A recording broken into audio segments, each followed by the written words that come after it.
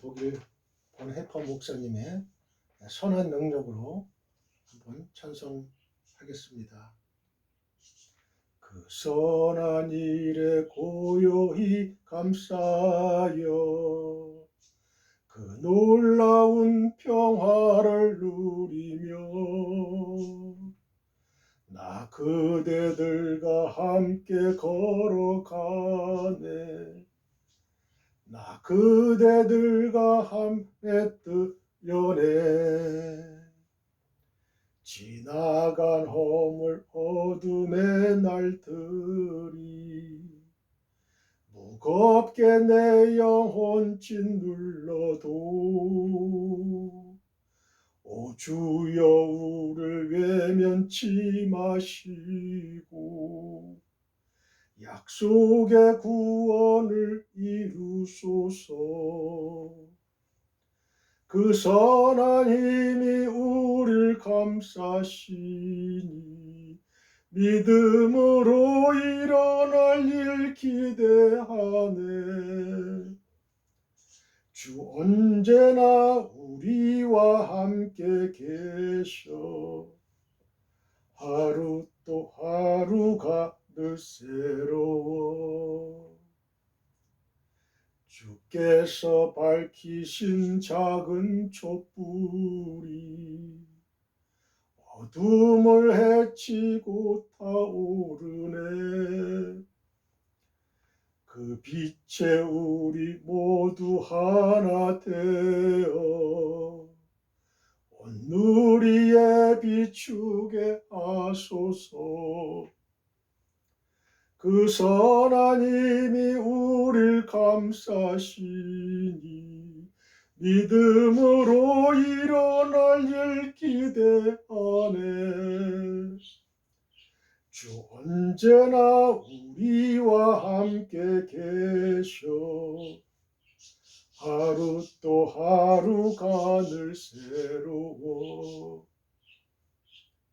이 고요함이 깊이 번져갈 때 저 가슴 벅찬 노래 들리네. 다시 하나가 되게 이끄소서. 당신의 빛이 빛나는 이 밤. 그 선한 일이 우릴 감싸시니 믿음으로 일어날 일 기대하네. 주 언제나 우리와 함께 계셔. 하루 또 하루가 늘 새로워. 할렐루야, 할렐루야. 오늘도 기쁘고 즐겁고 좋은 날입니다. 창세기 12장 1절부터 아브라함에 대한 얘기가 나와요. 아브라함에 대한 얘기가 12장 1절부터 한번 보겠습니다. 여호와께서 아브라함에게 이르시되 너는 너의 본토 친척 아비집을 떠나 내가 내게 지시할 땅으로 가라. 내가 너로 큰 민족을 이루고 내게 복을 주어 내 이름을 창대케 하리니 너는 복의 근원이 될지라. 할렐루야, 할렐루야. 아브라함부터 그 시작이 되죠. 마태복음 1장 1절을 봅니다. 아브라함과 다윗의 자손 예수 그리스도의 세계라. 예수 그리스도의 세계라. 믿음의 조상 아브라함이에요. 믿음의 조상 아브라함. 하나님은 아브라함에게 너로 큰 민족을 이루게 하겠다. 내가 내게 지시할 땅으로 가라. 너는 내 본토 친척 아비집을 떠나 내가 내게 지시할 땅으로 가라. 가나안 땅으로 가라. 젖과 꿀이 흐르는 가나안 땅으로 가라. 그 땅을 너와 네 자손에게 영원히 주겠다. 하나님이 말씀하셨죠. 하나님이 약속하셨어요. 아브라함에 대한 하나님의 약속과 성취라고 보면 되죠. 큰 틀에서 보면. 하나님은 한 번 약속하신 것을 변개하시는 하나님이 변하시는 분이 아니에요. 반드시 이루십니다. 성취하십니다. 할렐루야, 할렐루야. 아브라함에게 약속하셨어요. 내 자손이 하늘의 별을 봐라. 하늘의 별같이 바닷가의 모래같이 너희 자손이 번성하리라. 번성하리라. 이런 축복을 주셨어요. 이런 약속을 주셨다. 약속, 언약. 하나님이 언약하셨다. 저와 여러분에게도 하나님이 언약하신 게 있죠. 언약하신 게 있다. 나를 믿는 자는 반드시 구원을 얻으리라. 나를 믿는 자는. 여러분, 여러분의 마음을 여세요. 성령께서 여러분의 마음속에 들어가십니다. 할렐루야. 아무도 성령으로 말미암지 않고는 주 예수를 그리스도 신할 수 없어요. 모든 각각 인간의 운명과 인류 역사의 섭리는 오직 하나님이에요. 하나님이 주인공이에요. 하나님이 연출자세요. 여러분, 아브라함에게 여러분 이삭 한 명만 딱 남겨주셨어요. 그죠? 오직 사라의 태에서 날 자만이 내 씨라 이렇게 말씀하셨죠. 이삭, 물론 이스마엘도 있었어요. 아브라함은 에벤에셀, 에벤에셀이 내 상속자니이다 이렇게 얘기했지만 아니다. 사라에게서 난 씨가 바로 내 자손이다. 씨다. 이렇게 말씀하셨죠. 이삭, 그 다음에 야곱, 그 다음에 요셉으로 이제 이어지죠. 야곱은 무려 12명이라는 아들을 낳았고 한 명 디나를 낳았죠. 레아에게서. 그러면서 유다 지파에서 누가 나왔어요? 메시아, 예수 그리스도, 구원자, 그리스도, 왕, 기름 부음 받은 자, 바로 예수님이 태어나시면서 구약의 구속사를 이루면서 신약의 구속사로 연결이 되죠. 그 예수님의 그 돌아가심으로 말미암아 우리 모든 사람이 이제 구원을 받는 구원의 역사가 이루어지는 거죠. 그리고 앞으로 어떻게 돼요? 예수님이 재림하셔요. 다시 오셔요. 세컨드 커밍 하십니다. 불로 심판하셔요. 신보자 심판 이후에 우리는 천국으로 갑니다. 예수 안 믿는 자는 다 지옥으로 갑니다. 아브라함부터 시작해서 이삭, 야곱. 어떻게 생각하면요. 야곱이 좀 이해가 되는 면도 있어요. 인간적으로. 어떤 사람들은 좀 이상하게 해석을 하는 사람도 있어요. 야곱이 사랑했던 부인은 라헬이에요. 그 언니가 레아죠. 레아. 근데 라반이 외삼촌이 변경했어요. 변경했어. 그래서 이 요셉은 7년간을 수일같이 여겼다 그랬죠. 라헬하고 결혼하기 위해서, 라헬을 부인으로 맞이하기 위해서. 그런데 웬걸 눈 뜨고 일어나 보니까 레아거든요. 우리 그 풍습에는 그 둘째를 먼저 주는 법이 없다. 첫째를 주는 거다. 그래서 이제 또 7년간을 또 이제 라헬을 얻기 위해서 7년을 또 열심히 또 일을 했어요. 양쳤죠. 라반에게서. 그러면서 이제 라헬을 얻었는데 이 라헬의 첫째 아들이 누구예요? 요셉이죠. 둘째 아들은 베냐민이지만 그 베냐민이 낳기 전에 이제 요셉이가 이제 라헬 자기가 사랑하는 여인의 아들입니다. 그러니까 어때요? 야곱은 인간적으로 이 요셉을 자기가 사랑하는 여인의 그 맏아들을 좋아하지 않을 수가 없어요. 애정을 더 가게 되죠. 차색 옷도 입히고 좋은 것도 더 주고 다른 형제들에 비해서 그걸 또 시기하는 거죠. 형들은 시기해요. 요셉이가 또 두 번 꿈을 꾸잖아요. 11볕단이 내 볕단을 향해서 절을 하고 또 해와 달과 11별이 나에게 절을 하더이다. 이러니까 그 형들의 예? 형들이 아주 마음이 안 좋은 거죠. 불편하고 야 저거 요셉을 죽여야 되겠다. 걷다가 또 형들의 그 허물을 아버지에게 또 고자질합니다. 이 요셉도 이런 그 인간적인 인격적인 미성숙이 있었어요. 그리고 야곱도 편애를 하면 안 되는데 또 인간인지라 편애를 또 할 수밖에 없었죠. 그러나 하나님은 그런 곳에 관계가 없어요. 그 꿈을 누가 줬죠? 하나님이 주신 거예요. 하나님이 두 번 그런 꿈을 줬다는 건 하나님이 이 요셉을 통해서 이스라엘 민족을 이룰 것이다. 그 통로를 구축할 것이다라는 것을 미리 말씀하신 거죠. 미리 말씀하신 거예요. 그런 인격적인 그런 미성숙함에도 불구하고 또 이 형들의 마음은 또 자연스럽게 시기와 질투로 인해서 이게 심해지면 미워하게 되면 살인까지 이르게 되죠. 그래서 요셉은 아버지 야곱의 뜻에 의해서 지시에 의해서 이 도단들에 있는 형들을 찾아갑니다. 채색 옷을 입고 찾아가요. 그러니까 그 형들이 멀리서 아 요셉인 줄 알고 저 꿈꾸는 자가 왔구나. 죽이자. 그때 장자인 르벤이 야 우리 죽일 거 있느냐? 웅덩이에다 그냥 내던지자. 그러면 물도 못 먹고 식사도 못하니까 죽을 것이다.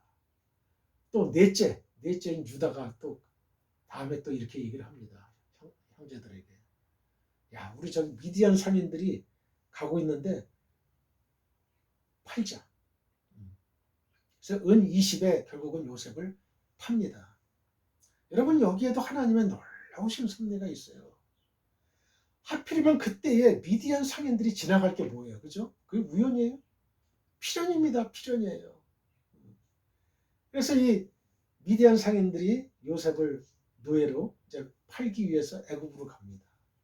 근데 애굽에도 여러 사람들이 많을 거 아니에요. 근데 하필이면 그 애굽 왕 바로의 시위대장인 보디발 장군의 집에 팔립니다. 그게 우연일까요? 아니 필연이에요. 필연. 왜? 요셉을 통해서 큰 이스라엘 민족을 이뤄야 되기 때문에 그 통로로 요셉을 사용하기 위해서 그래요.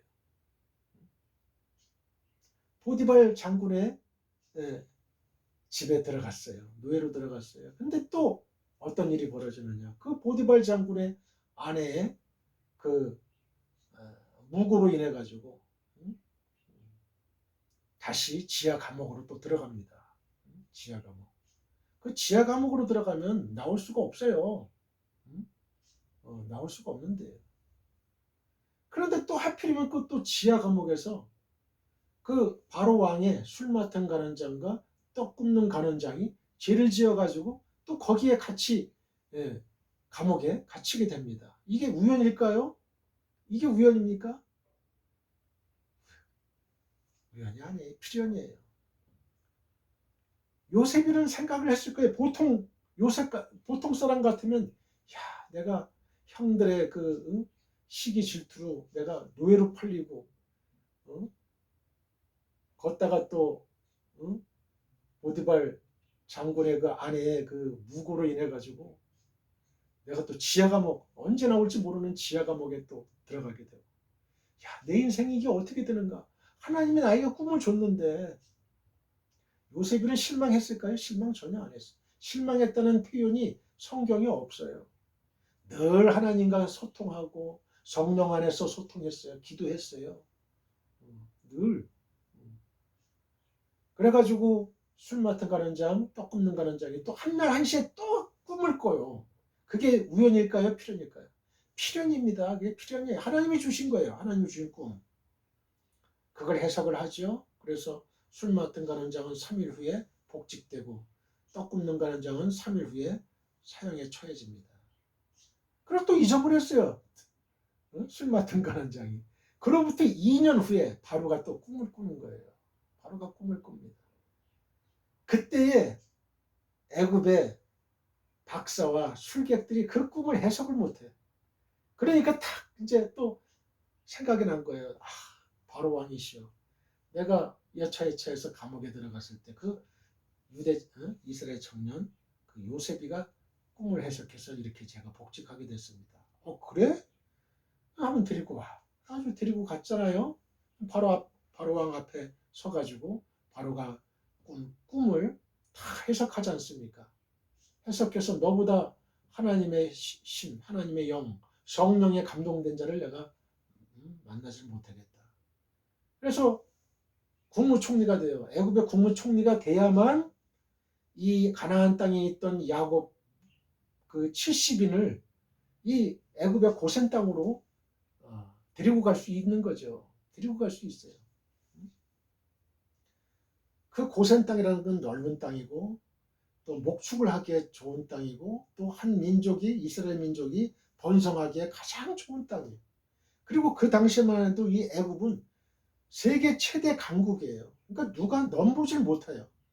그러니까 그런 평화로운 곳에서 430년간 노예 생활을 하면서 약 200여만 명의 그런 아주 큰 민족을 이룹니다.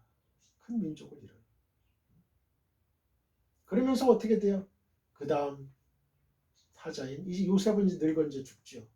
내 해골을 가지고 너희가 출애굽할 때 내 해골을 가지고 나가라 하는 유언을 남기고 이제 그 바톤을 이어서 모세가 그 이스라엘 민족을 이끌고 강야 40년을 생활을 합니다.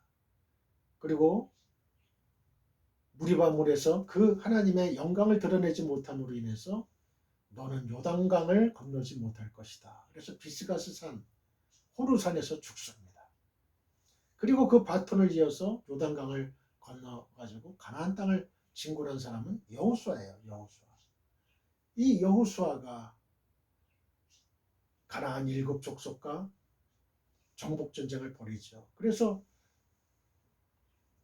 이스라엘 12지파가 다 그걸 나눠 갔죠. 여러분, 하나님의 약속은 성취됐어요. 가나안 땅을 주겠다. 우리의 가나안 땅은 뭡니까? 영적으로. 우린 천국이에요. 천국. 이걸 보여주시는 거라고. 구원의 통로 예수 그리스도를 통해서 우리가 영원한 가나안 땅, 영원한 천국을 가게 하기 위한 우리의 여정에서 여러분, 요셉과 같이 그 수많은 환경적인 고난과 고통, 나의 꿈을 좌절시키려고 하는 그 어떠한 세력과 나의 마음과 나의 환경과 여러분 대처해 본 적이 있지요. 그렇죠. 그때 요셉처럼 늘 성령 안에서 기도해야 돼요. 성령이 24시간 기도를 해야 되는 거죠. 여러분. 그럴 때에 하나님께서 바로에게 누가 꿈을 줬어요? 하나님이 주셨어요. 하나님이 주셨으니까 그 해석은 하나님에게 있죠. 요셉은 하나님께 기도했어요. 하나님, 바로가 꾼 꿈을 해석해 달라고. 해석해 달라고. 하나님의 뜻을 아는 것은 오직 하나님의 은혜로만 가능합니다. 여러분들. 저와 여러분 각자에게 하나님이 우리를 향하신 하나님의 뜻과 계획이 있어요. 우리 각자를 향한. 여러분은 요셉과 같은 그런 어려운 환경에서 일국의 국무총리가 되는 그러한 인생을 사는 것이 하나님의 뜻인 사람도 있고요. 예수님의 제자들처럼 각종 박해를 받으면서 나중에 순교의 제물로 바쳐져야 될 그러한 하나님의 사람들이 또 있어요. 그 어떤 인생을 살든 그거는 우리의 뜻하고는 관계가 없어요. 오직 하나님이 우리를 향하신, 나를 향하신 하나님의 뜻이에요. 거기에 온전히 순종하고 순복하고 하나님 감사합니다. 최선을 다해서 하나님의 뜻을 이루려고 할 때에 그 사람은 하나님께 큰 축복을 받고 영광을 받고 하나님의 그 칭찬을 받는 존귀한 자가 될 것입니다.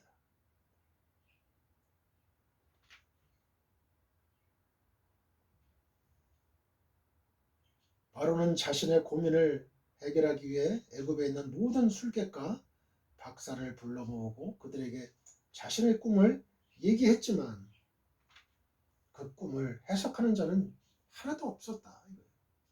오로지 하나님이 주신 꿈을 해석하는 이는 하나님을 경외하는 자. 요셉은 하나님을 경외하는 자였어요. 경외라는 건 뭐예요? 공경할 겸지에 두려워하래. 공경하면서 두려워하는 거예요. 하나님을.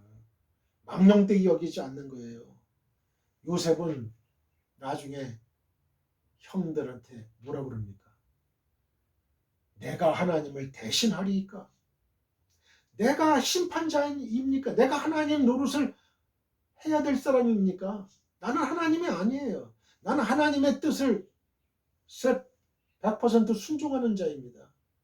요셉은 나중에 어떤 인격으로 변화됐습니까?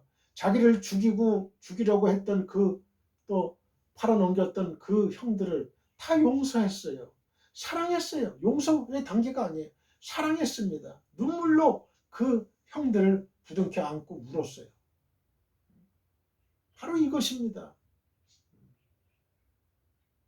비록 우리가 예수 믿기 전에는 예수 믿음 생활하는 초기에는 우리가 나약할 수가 있어요. 우리의 인격에 결함이 있을 수가 있어요. 그러나 걱정하지 마세요. 하나님을 만나게 되면 성령님을 내 마음속에 모시게 되면 나의 인격이 변화됩니다. 예수 그리스도의 인격으로 변화됩니다. 삶으로 변화됩니다. 여러분, 하나님은 그런 능력이 있어요.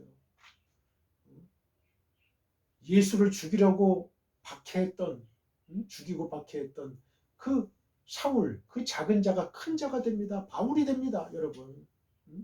이 얼마나 놀라운 변화입니까? 하나님이 살아계시다는 증거 아닙니까? 여러분, 저와 여러분의 언행을 통해서 주변에 내 가족, 또 주변에 내 친구, 또 내 회사의 회사원들이 야, 진짜 하나님이 살아계시구나. 하나님이 없다면 어떻게 제가 저렇게 변화될 수 있겠느냐. 하나님이 반드시 있어. 하나님이 반드시 있기 때문에 아무개가 저렇게 변화된 거야. 여러분, 이런 말을 들어야 돼요. 이런 말을 들어야 돼요. 우리가 이 세상에 살 때 시간적으로 좀 손해보고, 물질적으로 좀 손해보고, 명예적으로 좀 손해보고, 권세적으로 좀 손해본다 하더라도 우리는 하나님의 뜻을 이행해야 돼요. 실행해야 돼요. 하나님의 뜻대로 살아가야 돼요. 이러할 때에 하나님이 그를 높여주십니다. 존귀케 해주십니다. 여러분, 하나님이 사랑해 주십니다. 다윗같이 내 마음에 합한 자라는 말씀을 주십니다. 모세와 같이 온 지면에 이렇게 모세처럼 온유한 자가 없다는 그런 칭찬을 듣습니다. 여러분들, 저와 여러분은 반드시 이러한 하나님의 사람, 성령의 사람이 되어야 됩니다. 그러기 위해서는 성령을 받아야 돼요. 성령의 24시간 기도를 늘 드려야 돼요. 성령의 노래를 불러야 돼요. 여러분, 바로 이것입니다. 성령의 노래를 부르겠습니다. 성령의 노래.